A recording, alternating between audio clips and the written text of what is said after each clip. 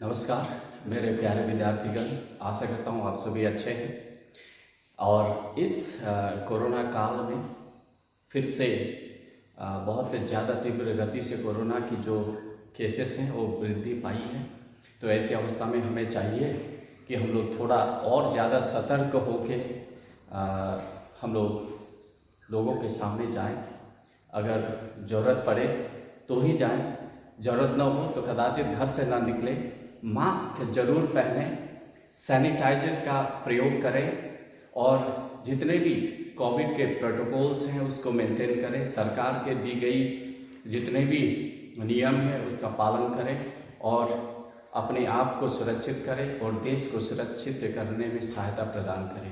ये मेरी आप सभी से गुजारिश है और ये हमेशा आपका शुक्रगुजार रहेगा हमारा देश कि आपने कोविड काल में किस तरह से अपनी सहयोगिता प्रदान की।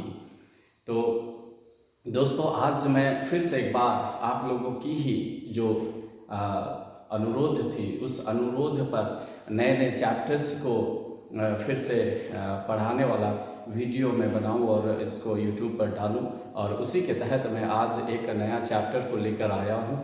और यह चैप्टर जो है बहुत ही महत्वपूर्ण चैप्टर है और इस पर बहुत ज़्यादा चर्चा, अध्ययन और अध्यापन हो चुकी है और मेरी तरफ से ये कोशिश रहेगी कि इस जो चैप्टर है इसको मैं जितना हो सके समझाने का प्रयास करूं। यह विषय जो है यह 5वीं कक्षा से शुरू करके कक्षा 12वीं तक या फिर उससे आगे भी कॉलेज के विद्यार्थी भी या स्नातकोत्तर विद्यार्थी भी इसका लाभ ले सकते हैं। या यूँ कहें कि कोई भी व्यक्ति जो समाज से सरोकार रखता हो और ह्यूमन वैल्यूज़ के ऊपर थोड़ा सा ध्यान देता हो, मानव मूल्य का थोड़ा ध्यान रखता हो, तो वैसे सारे लोगों को यह बहुत ही फ़ायदेमंद और लाभकारी प्रतीत होने वाला विषय को लेकर मैं आया हूँ और वह विषय है कबीर दोहावली। आपको ये पुस्तक मैं दिखाना चाहता हूँ। ये कबीर की दोहावली जो है ये हम छोटे से उम्र से पढ़ते आ रहे हैं और ये बहुत सारी पड़ावों पर हम लोग इसका उल्लेख करते हैं, जगह जगह पर इसकी चर्चा करते हैं। तो बड़े बड़े विद्वान भी इसकी गवेषणा करते हुए, इस पर शोध करते हुए आगे बढ़ रहे हैं। तो उसी के तहत जितने भी विद्यार्थी हैं जो हिंदी साहित्य को पढ़ने वाले हैं या समझने वाले हैं, उनके लिए एक छोटी सी प्रयास मेरी ओर से रहेगी कि मैं यह वीडियो आप लोगों के समक्ष लाऊं। तो मेरा ये पहले प्रार्थना रहेगी कि हम जैसे जो सामान्य शिक्षक हैं या फिर यूँ कहें कि समाज को कुछ देने की इच्छा रखने वाले व्यक्ति हैं, तो हम लोगों को आप सभी का प्यार की आवश्यकता होती है। तो वह प्यार आप लोग एक कार्य से कर सकते हैं कि वो YouTube चैनल को सब्सक्राइब करके और जितने भी वीडियोज़ आएंगे उसको अगर अच्छा लगे तो शेयर करके कर सकते हैं। अच्छा ना लगे तो कमेंट जरूर कीजिएगा। खामियां सब में होती है, मुझ में भी है, तो अगर मेरी खामियां अगर आप दिखा सकते हैं तो मैं कोशिश करूंगा कि उस पर मैं कुछ काम करूं और समाज को काम आए ऐसे वीडियोस को फिर से अपलोड कर सकूं। तो मैं विशेष करके विद्यार्थियों के लिए ये उद्देश्य करके वीडियो बनाने की कोशिश मेरी है। तो कबीरदास हिंदी साहित्य के एक वह शीर्षमान व्यक्तित्व है, वह कवि हैं या फिर यूँ कहें कि वह संत हैं जिन्होंने भारतीय हिंदी साहित्य को बहुत ज़्यादा सफल बनाने में अपनी महत्वपूर्ण भूमिका प्रदान की है। तो हम लोग बात बात पर कबीर के दोहे का जिक्र करते हैं, उनकी दोहा को कहते हैं, सुनाते हैं और उसका भावार्थ को बताने की कोशिश करते हैं और उससे विद्यार्थी लाभ ले पाए, इस पर हम काम करने की कोशिश करते हैं। तो चलिए आगे बढ़ते हैं। दोहाओं को हम लोग पहले सुनते हैं और उसकी भावार्थ समझने की प्रयास करते हैं। तो पहला मैं गुरु वंदन वाली एक दोहा है, उसका मैं यहाँ पे पाठ करूँगा और उसके बाद इसकी चर्चा के लिए आगे बढ़ूँगा। तो यूँ है यह दोहा कि गुरु गोविंद दो खड़े काके लागू पाए, बलिहारी गुरु आपने गोविंद दियो बताए। कबीरदास जी कहते हैं कि जब गुरु और गोविंद, गोविंद अर्थात भगवान, गुरु और गोविंद दोनों खड़े होते हैं, ऐसी अवस्था में अगर कोई शिष्य को उनके समक्ष प्रकट होना होता है तो बड़ी असमंजस की स्थिति उनके बीच पैदा हो जाती है, शिष्यों के बीच पैदा हो जाती है। उनके मन में यह द्वंद्व चलता है कि किसके चरण को पहले स्पर्श करें, किसके चरण को नमन करें, किसके चरण का वंदन करें, किसको प्रणाम करें। तो ऐसी एक जो अवस्था जहाँ पर एक दुविधा रहती है कि भगवान की वह चरण वंदन करे पहले या गुरु की, तो उस समय कबीरदास इस दोहे के माध्यम से बताना चाहते हैं कि गुरु गोविंद दो खड़े काके लागू पाए, बलिहारी गुरु आपने गोविंद दियो बताए। तो कबीरदास जी बताना चाहते हैं कि ऐसी अवस्था अगर उत्पन्न हुई हो तो उस समय गोविंद स्वयं उस शिष्य की दुविधा को देखते हुए, असमंजस्यता की स्थिति को भांपते हुए कहते हैं, बताते हैं कि हे शिष्य, हे पार्थ, तुम जाओ जाके अपनी गुरु की चरण का वंदन करो, जिन्होंने मेरे यहाँ आने का मार्ग को प्रशस्त किया है।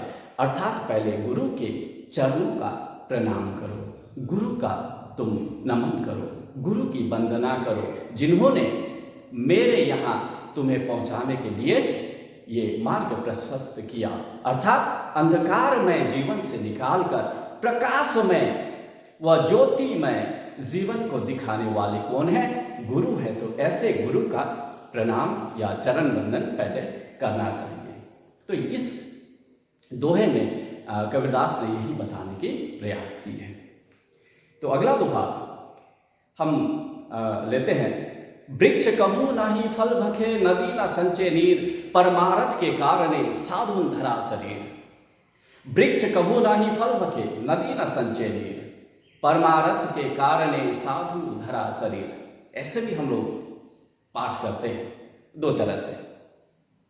तो वृक्ष जो है कबीरदास के मुताबिक, उनके जो अर्थ हैं उसके मुताबिक वृक्ष कभी भी अपनी फल का भक्षण नहीं करता, अर्थात वृक्ष अपने फलों को नहीं खाता। ठीक उसी प्रकार से जिस प्रकार से नदी अपनी जल का, नीर का पान नहीं करती, नदी अपने पानी को नहीं पीती है। वृक्ष कबू नाही फल भखे, नदी न संचे नीर, परमारथ के कारणे साधु धरा शरीर। अर्थात ठीक उसी प्रकार से साधु का जो शरीर होता है, भौतिक शरीर जो होता है, वह शरीर परमारथ यानी कि परोपकार के लिए धरा हुआ रहता है, यानी कि अन्यों के उपकार के लिए, परोपकारिता के लिए उनका शरीर वे धारण किए हुए रहते हैं। अपनी भलाई के लिए उनका शरीर नहीं होता। ठीक उसी प्रकार से जिस प्रकार से वृक्ष अपना फल स्वयं नहीं खाता, नदी अपनी जल का पान स्वयं नहीं करती, ठीक उसी प्रकार से साधुओं की, संतों की जो शरीर होती है, भौतिक शरीर, वह शरीर भी अपने लाभ के लिए नहीं होता, बशर्ते उनका जो उद्देश्य होता है वह अन्यों के लिए, परोपकारिता के लिए, परोपकार के लिए या जन साधारण की सुविधा के लिए, उनके उपकार के लिए होता है। अब आगे बढ़ते हैं। फिर करता था तो क्यों किया, अब करी क्यों पछताए, बोए पेड़ बबूल का आम कहाते खाए। कबीरदास जी इन दोहों के माध्यम से यह बताने चाहते हैं कि कोई भी इंसान हो, अगर अपनी गलतियों का एहसास न करते हुए काम करता है, बिना विचारे काम करता है, तो उसको उस तरह का फल प्राप्त नहीं होती जो वह मन में संजोए हुए रहता है। करता था तो क्यों किया, अब कर क्यों पछताए। पहले जो करता था काम तो क्यों किया, अब करने के बाद में, पश्चात में पछताने की जरूरत क्या है। जब कार्य किया तो उस समय सोचना चाहिए था, उस समय विचारना चाहिए था, लेकिन कार्य बिना विचारे कर लेने के पश्चात अगर वह पछताता है तो यह कदाचित उचित नहीं होगी। जैसे अगर हम समय रहते बबूल का पेड़ अगर लगाएंगे, जो केवल कांटेदार पेड़ होता है, उसमें कोई फल नहीं लगता, तो उस पेड़ पर से, बबूल के पेड़ पर से आम खाने की अगर हम लोग आस लगाते हैं तो वो व्यर्थ है, वृथा है। आम के फल को खाना अगर है तो हमें आम का पेड़ लगाना पड़ेगा, समय रहते हुए, अनुकूल समय को भांपते हुए आम का ही पेड़ लगाना पड़ेगा, तब जाके हम आम का फल का रसास्वादन कर सकेंगे। अन्यथा बोएंगे पेड़ बबूल का, यानी कांटेदार एक झाड़ी होता है, उसका पेड़ लगाएंगे और बाद में पश्चात हम लोग क्या चाहेंगे, आम का पेड़, आम खाना अगर हम लोग चाहते हैं तो वो कदाचित मुनासिब न होगा, हमें वहाँ से आम की फल की प्राप्ति नहीं होगी। यह अर्थ बताना कबीरदास जी का उद्देश्य है इस दोहे के माध्यम से। अब अगला दोहा लेते हैं। माला फेरत जुग गया, गया न मन का फेर, कर का मन का डारी दे, मन का फेर। कबीरदास जी इन दोहों के माध्यम से बहुत महत्वपूर्ण बात बताने की कोशिश कर रहे हैं कि माला फेरत जुग गया, गया न मन का फेर, कर का मन का डारी दे, मन का फेर। अर्थात हम क्या करते हैं, हम इंसान मनुष्य ये मरणशील संसार के जो प्राणी हैं क्या करते हैं कि हाथ में, कर मतलब हाथ होता है, हाथ में माला लेकर उसका हम लोग जाप करते हैं, अर्थात हाथ में माला लिए हुए जपते हैं, लेकिन हमारी मन की शुद्धता नहीं होती, अर्थात नहीं रहती। बिना मन की शुद्धता के अगर हम केवल हाथ की माला को जापते रहेंगे, घुमाते रहेंगे, उसका जाप करते रहेंगे तो कुछ हासिल होने वाला नहीं है। अगर आपको जाप करना ही है तो हाथ की माला को, कर की माला को डाल दीजिए, अर्थात छोड़ दीजिए और मन की माला को जाप कीजिए। मन की माला का जाप कीजिए, यानी कि मन को शुद्ध करके शुद्धियों के साथ आप जाप कीजिए, तभी जाके आपको मनवांछित फल की प्राप्त होने की संभावना रहती है। तो हम सभी को, जितने भी इस संसार के मनुष्य हैं, यही करना चाहिए कि आडंबरी जीवन को छोड़कर, जितने भी नौटंकी वाला जीवन है इसको छोड़कर हमारा जो असल में जीवन है, जो मन की शुद्धियों के साथ, मन से जपने के साथ और मन से मानने के साथ प्रारंभ होती है, उस तरह का जीवन को हमें अपनाना चाहिए। कबीरदास जी यहाँ इस उद्देश्य से यह दुआ बताने की प्रयास करते हैं।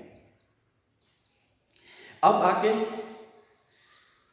दूसरी दोहा जो है, कबीर गर्व न कीजिए रंग न हंसिए कोय, अजहू नाव समुद्र में ना जानो क्या हो।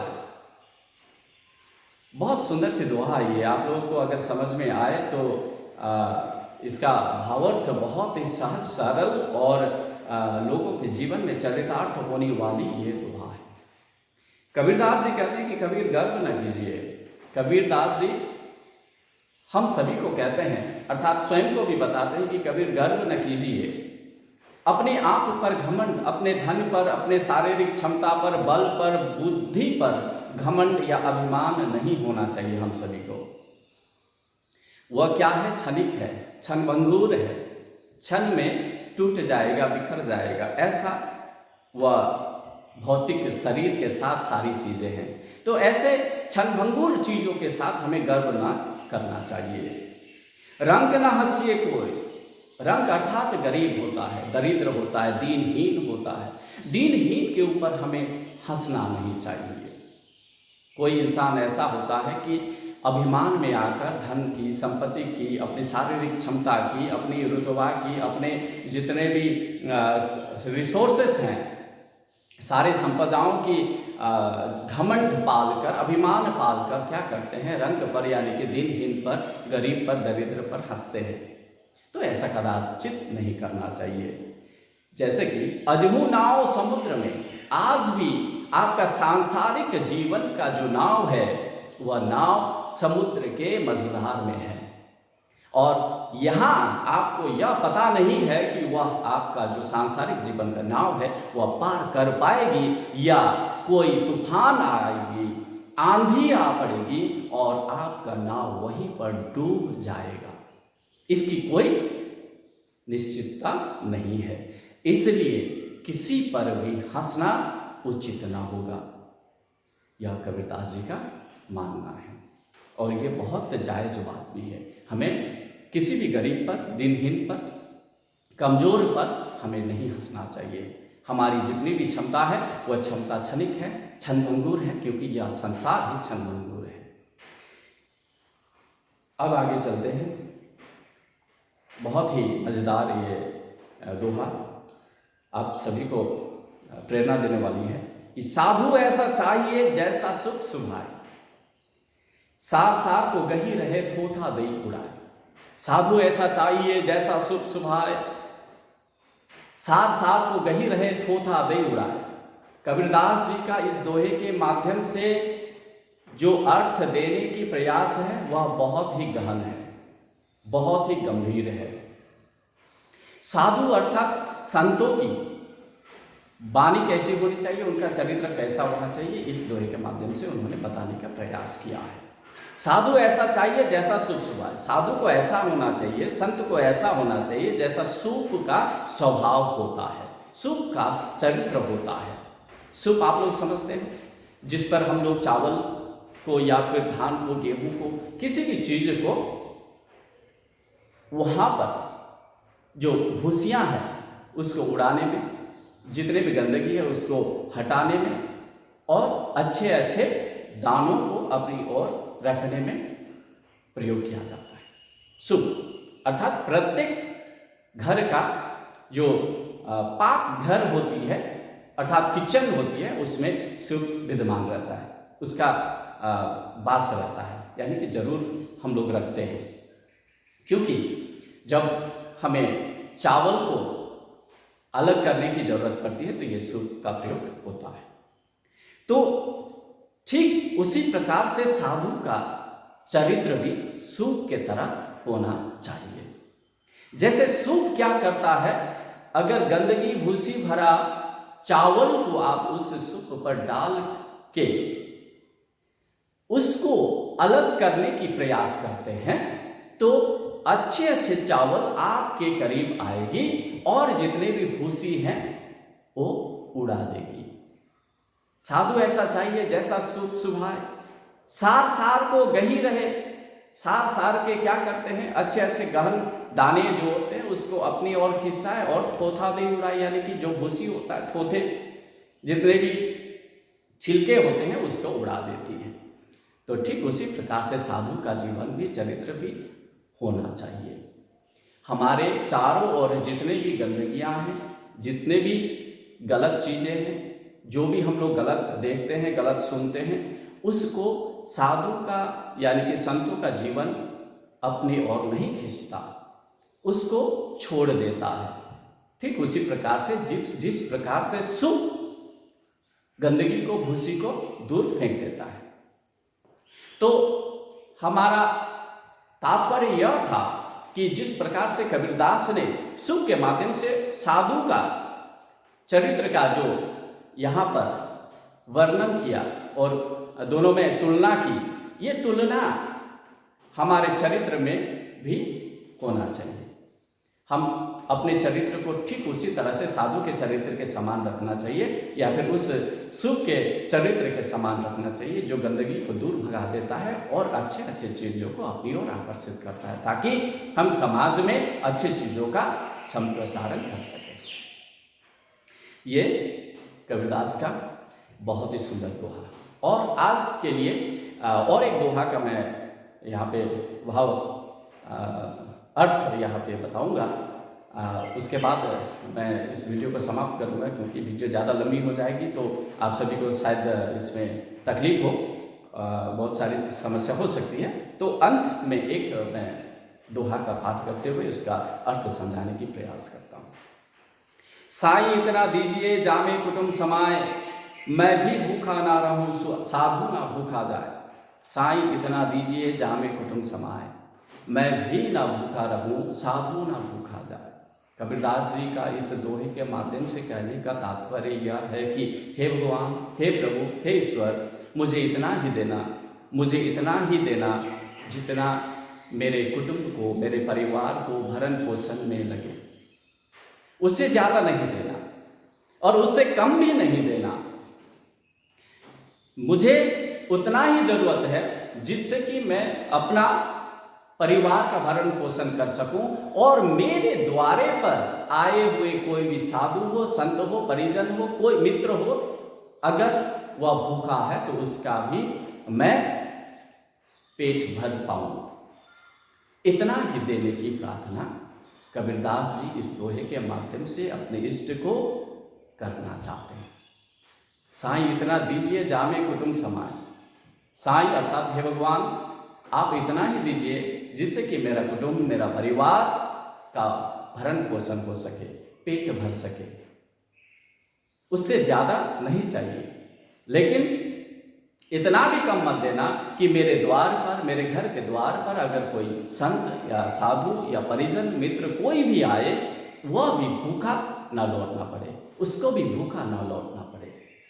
यानी कि मेरे अंदर उतना लोभ भी न हो कि ज़्यादा जमाने की या कमाने की लालसा मेरे अंदर पले, या फिर इतना भी कम न हो मेरे पास कि जिसके कारण मैं, मेरे द्वार पर आए हुए कोई भी मित्र हो, परिजन हो, वह भूखा ही लौट जाए, खाली हाथ लौट जाए।